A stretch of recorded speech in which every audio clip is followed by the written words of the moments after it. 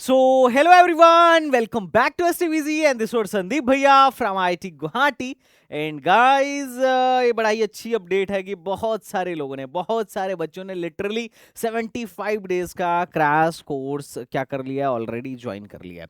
लेकिन देखो अभी क्रैश कोर्स जो है 1 फरवरी से स्टार्ट है, उससे पहले हमें क्या क्या करना है उसके लिए मेरा एक स्पेशल सेशन है और इसमें बहुत सारे टॉपिक्स पे अपन बात करने वाले हैं जो कल मतलब आज अभी मैं अब तो आज हो गया। अभी मैं सुबह में ये वीडियो बना रहा हूँ और आज शाम को 8 बजे अपन जूम का सेशन लेंगे जिसमें हम पहले तो ये बात करेंगे कि भैया जो टाइम बचा हुआ है, जो 75 डेज बचा हुआ है, उसमें हम किस तरीके से एएमयू की तैयारी करें। चाहे आप जिस भी लेवल पर हो, जीरो पर हो या फिर एक बढ़िया लेवल पर हो या एक एवरेज लेवल पर हो, आप सबके लिए बात करूंगा कि आपके लिए क्या प्लान हो सकता है, आपको कैसे एएमयू बीटेक की तैयारी शुरू करनी चाहिए। दूसरा, बचे हुए दिनों में चूंकि मैं भाई फिजिक्स का टीचर हूं तो मैं ऑब्वियसली अपने सब्जेक्ट पर डिटेल बात करूंगा कि किस तरीके से अपने को फिजिक्स क्लियर करना है भैया, कम से कम सिलेबस पढ़ के भी ज्यादा से ज्यादा मार्क्स कैसे लेकर आए ताकि हमारा एटलीस्ट एएमयू में क्या हो सके, एक अच्छा स्कोर हो सके। और हर एक बच्चे के लिए देखो, जितने भी लोग जो मीटिंग में आएंगे लेट मत करना, लेट हो जाओगे, भीड़ हो जाओगे तो फिर बना नहीं पाऊंगा। अदरवाइज जो भी बच्चा आएगा जूम मीटिंग पर, तुम अपने मतलब सब कुछ मुझे ईमानदारी से खुल के बताना, मैं तुमसे डिटेल में डिस्कशन करूंगा और तुम्हारे लिए कस्टमाइज स्टडी प्लान बनाऊंगा कि अगले 75 दिनों में किस तरीके से तैयारी करनी है। ज्यादातर बच्चों का सिलेक्शन इस वजह से नहीं होता है कि वो पढ़ते नहीं है, ज्यादातर सिलेक्शन ना होने के पीछे जो एक मेहनती बच्चा है, देखो जो पढ़ता ही नहीं है उसकी तो मैं बात ही नहीं कर रहा हूं, उसका तो वही सिलेक्शन अब मैं क्या ब्रह्मा भी नहीं करा सकते क्योंकि वो पढ़ ही नहीं रहा है। लेकिन एक बच्चा जो पढ़ाई कर रहा है, एक बच्चा जो लगा हुआ है, एक बच्चा जो ऐसा है कि ठीक है वो चाहता है सिलेक्शन, उसमें से ऐसे बहुत सारे ऐसे बच्चे होते हैं कि जिनका पढ़ाई करने के बावजूद भी सिलेक्शन नहीं हो पाता है। उसके पीछे का जो सबसे बड़ा एक रीजन है वो ये है कि उन्हें पता ही नहीं है पढ़ने का सही तरीका क्या है, या उन्हें ये भी नहीं पता है कि पढ़ना क्या है। एग्जाम में आ कुछ और रहा है और बच्चा साल भर पढ़ाई किसी और चीज की कर रहा है, मतलब कि रेलिवेंट चीजें है ही नहीं। ऑब्वियस सी बात है यार, ये देखो ये मामला डिस्टेंस और डिस्प्लेसमेंट टाइप का है, दोनों में हम एक लेंथ ही चलते हैं, लेकिन अगर डेस्टिनेशन तक पहुंचना है तो डायरेक्शन पता होना जरूरी है। अदरवाइज तुम कितना लेंथ कवर कर गए तुम्हें अंदाजा भी नहीं होगा, और तुम अपने डेस्टिनेशन तक पहुंच रहे हो या नहीं रहो इसकी कोई गारंटी भी नहीं है, बिकॉज तुम सही डायरेक्शन में काम ही नहीं कर रहे हो। तुम काम तो कर रहे हो, तुम मेहनत तो कर रहे हो, लेकिन तुम्हारा डायरेक्शन नहीं सही है। और इस डायरेक्शन वाली कमी को पूरा करने के लिए मैं तुम्हारा बनाने वाला हूं कस्टमाइज प्लान। अच्छा, ये अभी जो लोग आएंगे उन्हीं का बनाऊंगा, ऐसा नहीं है कि भाई पूरे 75 डेज में एक एक बच्चे का बैठ के मैं कस्टमाइज प्लान ही बना रहा हूं। तो ये सबसे इंपॉर्टेंट चीज है इस सेशन का।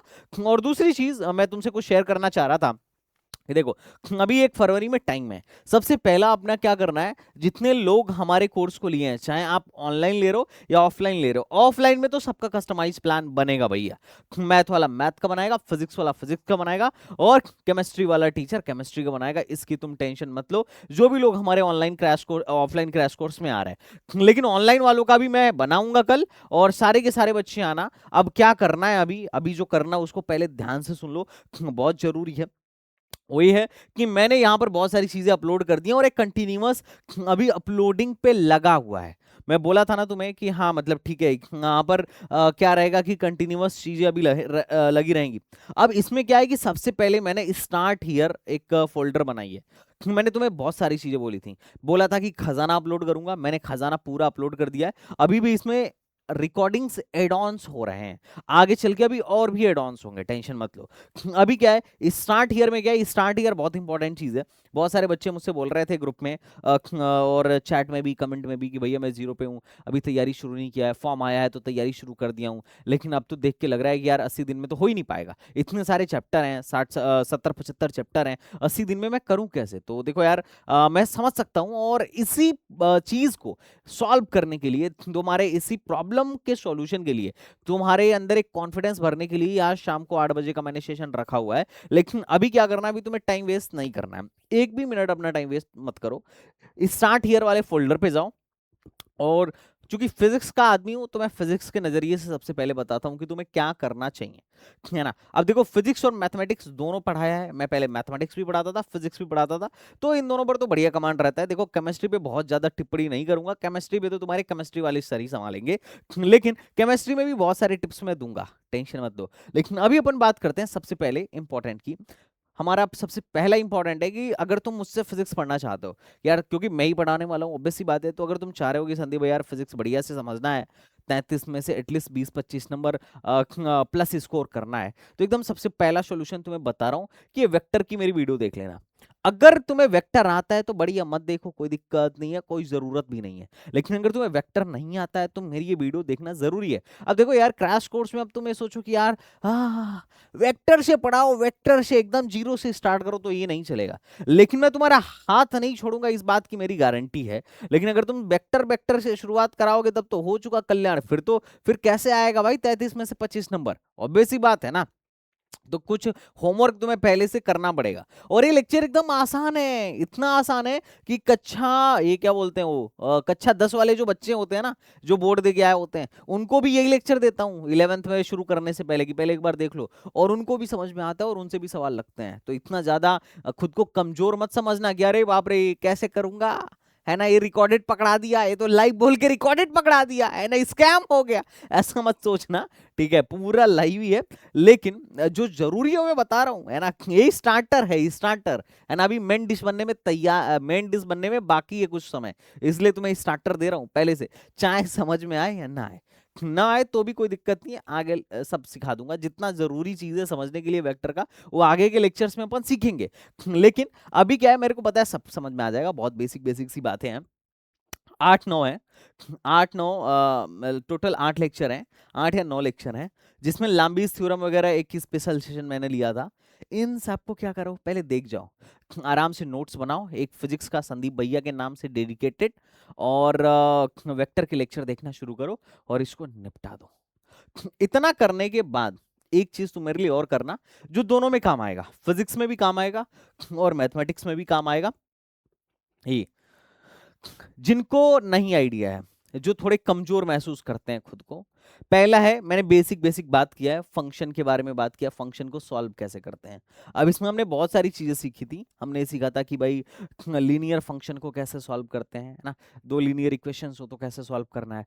क्वाड्रेटिक इक्वेशंस हैं तो क्वाड्रेटिक इक्वेशन को कैसे सॉल्व करते हैं, एक फैक्टराइजेशन मेथड क्या होता है, और साथ ही साथ अगर सिरदराचार्य फार्मूले का यूज करना हो तो उसको यूज करके हम कैसे सॉल्व कर सकते हैं। दूसरा, टिग्नोमेट्री का बेसिक, बहुत सारे बच्चे तैयारी करने आ जाते हैं, उनको बेसिक टिग्नोमेट्री नहीं आता है, जो कि बहुत जरूरी है मैथमेटिक्स फिजिक्स दोनों के दृष्टिकोण से, है ना। उसके बाद स्ट्रेट लाइन, ग्राफ के बारे में बच्चों को आइडिया ही नहीं है, बहुत सारे बच्चे, क्योंकि फिजिक्स ग्राफ से भरा पड़ा है, बच्चों को आता ही नहीं है। तो मैंने इसमें बात किया ग्राफ की भी, स्ट्रेट लाइन के कर्व कैसे बनते हैं, पैराबोलिक कर्व कैसे बनते हैं, बहुत सारी बातें हुई हैं, तो पहले इसको जाके देख लेना। उसके अलावा अब फिजिक्स पढ़ा रहा हूँ, बिना कैलकुलस के फिजिक्स कैसे पढ़ाऊंगा, तो बेसिक डिफरेंशिएशन आना चाहिए। उसके अलावा इम्प्लिसिट फंक्शन वगैरह पढ़ा रखा है, उसके बाद से इंटीग्रेशन वगैरह पढ़ा रखा है, और थोड़े से डिफरेंशिएशन के एप्लीकेशन भी पढ़ा रखे हैं। तो बेसिक बेसिक जितना की जरूरत है सिर्फ उतना पढ़ाया हूँ, और बढ़िया से कॉन्सेप्ट के साथ पढ़ाया हूँ, तो इस चीज में तुम टेंशन मत लेना। तो जिनको बस एक रिवाइज मारना हो कि सर ये सब आता है लेकिन थोड़ा सा मैं रिवीजन करना चाह रहा हूँ, तो डेफिनेटली तुम क्या कर लेना, लेक्चर खोल के रिवीजन कर लेना। अब अगर मैं बात करूं कि जो महाकमजोर हैं, कि भैया मैं तो बहुत कमजोर हूं, मैं क्या करूं, मेरे लिए कुछ बताओ, तो यार तुम्हारे लिए भी एक सॉल्यूशन है कि तुम्हारे लिए फिजिक्स के देखो, जिनको ऑलरेडी आता है उनको बस 8 ही लेक्चर देखने हैं, ज्यादा लेक्चर देखने की जरूरत नहीं है बेसिक मैथ्स के। लेकिन जिनको बिल्कुल नहीं आता है, जिनको है कि भैया मैं थोड़ा सा और ज्यादा कमजोर हूं, मेरा कुछ सॉल्यूशन बताओ, तो मैं तुम्हें भी बता देता हूं, ध्यान से सुनना। उनके लिए भी हमने लेक्चर्स डाल रखे हैं, और जिसको अपन लोग बोलते हैं फंडामेंटल ऑफ मैथमेटिक्स, एफओएम के नाम से लेक्चर। इसमें 20-22 लेक्चर हैं, लेकिन हमने फंडामेंटल मैथमेटिक्स को बहुत अच्छे से इसमें कवर किया है। अच्छा, ये मैथमेटिक्स के दृष्टिकोण से इंपॉर्टेंट है ताकि आगे तुम्हें दिक्कत ना हो।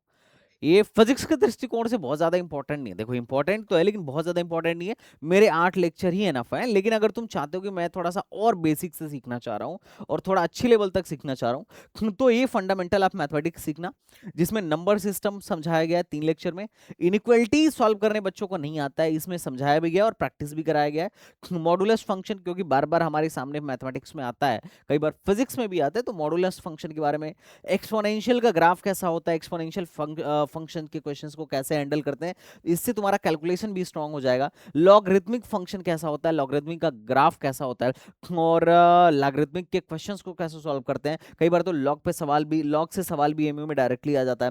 ग्रेटेस्ट इंटीजर फंक्शन को कैसे सॉल्व करते हैं, अगर फ्रैक्शनल पार्ट हो तो कैसे सॉल्व करते हैं, सिग्नम फंक्शन को कैसे सॉल्व करते हैं, और ग्राफ का जो ट्रांसफॉर्मेशन होता है, ट्रांसफॉर्मेशन ऑफ ग्राफ, इसको कैसे करते हैं, मतलब ग्राफ बनाते कैसे हैं, जैसे लीनियर ग्राफ है, पैराबोलिक ग्राफ है, सर्कुलर ग्राफ है, हाइपरबोलिक ग्राफ है, रेक्टेंगुलर हाइपरबोला बन रहा है, या अब किस तरीके का कर्वेचर बन रहा है, वो थोड़ा सा सॉल्व करना, ये हमने बेसिक बेसिक सिखाया हुआ है। तो ये कुछ लेक्चर हैं जो एक तरीके का स्टार्टर है तुम्हारा। तुम्हारे पास अभी टाइम है तो इनको पहले तुम क्या कर लो, देख लो। उसके बाद एक खजाना का इस्तेमाल कैसे करना है, इसके बारे में हम बात करेंगे। किस तरीके से अभी यहाँ पर अभी तुम्हारे डीपीपीज, स्टडी नोट्स और मटेरियल पढ़ेंगे, अभी पढ़ जाएंगे। तुम्हारे क्लास के स्टार्ट होने से पहले यहाँ पर शॉर्ट नोट्स, लेवल 1, लेवल 2 और लेवल 3 के क्वेश्चंस यहाँ पर पढ़ जाएंगे, डोंट वरी। तुम्हारा एएमयू कैप्सूल और उसका सॉल्यूशन भी यहाँ पढ़ जाएगा, उसकी चिंता मत करो, तुम्हारे क्लास के स्टार्ट होने से पहले सब कुछ पढ़ जाएगा। अगर तुम ये खजाना खोल के देखो ना, तो यहाँ पर तुम्हें कंप्लीट मिल जाएगा। लाइक अगर किसी को कंप्लीट फिजिक्स पढ़ना हो तो फिजिक्स पढ़ सकता है। कंप्लीट केमिस्ट्री, ये ऑफलाइन की टीचर की केमिस्ट्री है जो ऑफलाइन बैच में पढ़ा रहे हैं, तो उनकी अगर किसी को कंप्लीट केमिस्ट्री पढ़नी हो तो वो भी पढ़ सकता है। उसके अलावा ऑनलाइन में जो हमारी ऑर्गेनिक केमिस्ट्री हुई है उसकी पूरे 46 लेक्चर है। ऑर्गेनिक, सॉरी ऑर्गेनिक के 52 लेक्चर्स हैं। अभी फिजिकल भी पढ़ जाएगा। मैथमेटिक्स के 175 वीडियोस हैं, लगभग 200 घंटे के आसपास का कंटेंट है। तो पूरा हमने भाई साहब डाल रखा है, पूरा डाल रखा है, और विथ प्रॉपर नोट्स। जैसे अगर तुम यहाँ पे देखोगे तो यहाँ पे 13 इलेक्ट्रोस्टैटिक्स 13 लेक्चर में हुआ था और उसके 10 फाइल्स हैं। Electric potential in capacitor 10 lecture में हुआ था और उसके नोट्स भी हैं, है ना। मैग्नेटिज्म 8 वीडियो में हुआ था, उसके 8 नोट्स भी हैं। तो विथ प्रॉपर नोट्स यहाँ पर सारा हमने क्या कर दिया, खजाना डाल दिया है। इससे क्या है कि खजाना, जहां जहां कॉन्सेप्ट अगर हमें लगा कि यार फास्ट हो रहा है क्रैश कोर्स में, तो हम उस चैप्टर के उस कॉन्सेप्ट को अपने जिस भी टीचर का हमें समझ में आएगा उस टीचर का हम खजाना में से जाके देख भी लेंगे। हमारे पास लगभग 2 से 3 टीचर का केमिस्ट्री की रिकॉर्डिंग है, और फिजिक्स में 2 टीचर की रिकॉर्डिंग है।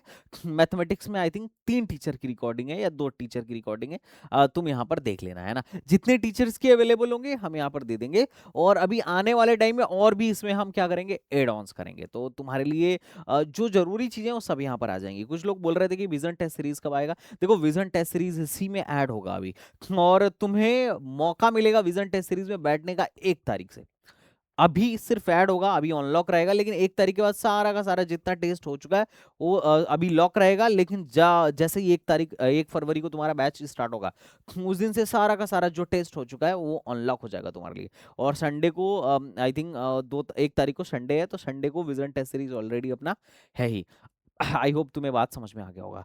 अब इसके अलावा जो इंपॉर्टेंट बात मैं तुम्हें बोलने वाला हूँ उसको थोड़ा सा ध्यान से सुनो कि इन सारी चीजों को किस तरीके से यूज करना है, क्योंकि देखो कंटेंट पूरा है, डायरेक्शन में पूरा दे रहा हूं, है ना। एक एएमयू एंट्रेंस एग्जाम को क्रैक करने के लिए जो चाहिए मैं सब दे रहा हूं, लेकिन मुश्किल की बात है कि तुम्हारे पास टाइम नहीं है। ये सारा कंटेंट तो है साहब, लेकिन आप 75 दिन में इतना पढ़ नहीं पाओगे। अरे 150 घंटे की लेक्चर, 200 घंटे के लेक्चर मैथ में है, 150 घंटे की केमिस्ट्री में, 150 घंटे का फिजिक्स में, कहाँ से हो पाएगा कंप्लीट, नहीं हो पाएगा, ऑब्वियस सी बात है। तो इन 75 दिन में कैसे कंप्लीट किया जाए, इन सारी सुविधाओं का मैक्सिमम यूटिलाइजेशन कैसे हो सकता है, आज शाम को इसी पर बात है बेटा। तो don't forget to join me at 8 PM। बात करते हैं इस पर। अच्छा, जिन लोगों ने अभी तक नहीं लिया है, भाई यही तो तुम गलती कर रहे हो। एक बार ये बैच स्टार्ट हो जाएगा, उसके बाद तुम पकड़ नहीं पाओगे। अभी क्या है, अभी तुम्हारे पास टाइम है। अगर तुम कमजोर हो तो इस स्टार्टर को देख के अपना फाउंडेशन स्ट्रांग करो, बाकी आगे का मैं संभाल लूंगा। लेकिन अचानक से बीच में घुसोगे, फिर जो तुम्हारे तोते उड़ेंगे उसका अंदाजा भी लगाना बहुत मुश्किल हो जाएगा तुम्हारे लिए, अगर तुम बहुत ही स्ट्रांग पर्सन, स्ट्रांग स्टूडेंट नहीं हो तो ये तुम्हें डिसाइड करना है भैया कि अपने दो चार पैसे बचाने हैं या फिर दो चार पैसे लगा के कुछ बढ़िया आउटपुट निकालना है, एएमयू को क्लियर करना है। इट्स अप टू यू कि आपका गोल क्या है। और मैं ये बात दावे के साथ बोल सकता हूं कि चाहे तुम कोई सा भी कोर्स किसी का भी कर लो, जितनी चीजें एसटीबीजी में तुम्हें मिलने वाली हैं, जितना बढ़िया फैकल्टी, जितना बढ़िया कंटेंट यहाँ पर मिलने वाला है, वो कहीं नहीं मिलेगा। पूरे पूरे अलीगढ़ के किसी भी ऑनलाइन ऑफलाइन कोचिंग में तुम जाओ और वहां पे जितना ट्रायल लेना हो तुम लेके देख लेना। Everything is here. एक एएमयू को क्रैक करने के लिए, एएमयू एंट्रेंस को क्रैक करने के लिए जो चीजें मैं दे रहा हूँ, हर साल हम लोगों ने टॉप 100 में रैंक्स भाई दिए हैं। पिछले साल का रैंक उठा के देखो, उससे पिछले साल का रैंक उठा के देखो, उससे पिछले साल का रैंक उठा के देखो, तो जबरदस्त अपना एक वो रहा है। तो फटाफट ज्वाइन करो। बाकी मिलते हैं फिर नेक्स्ट वीडियो में, तब तक के लिए बाय बाय, टाटा एंड जय Hind. Thank you so much.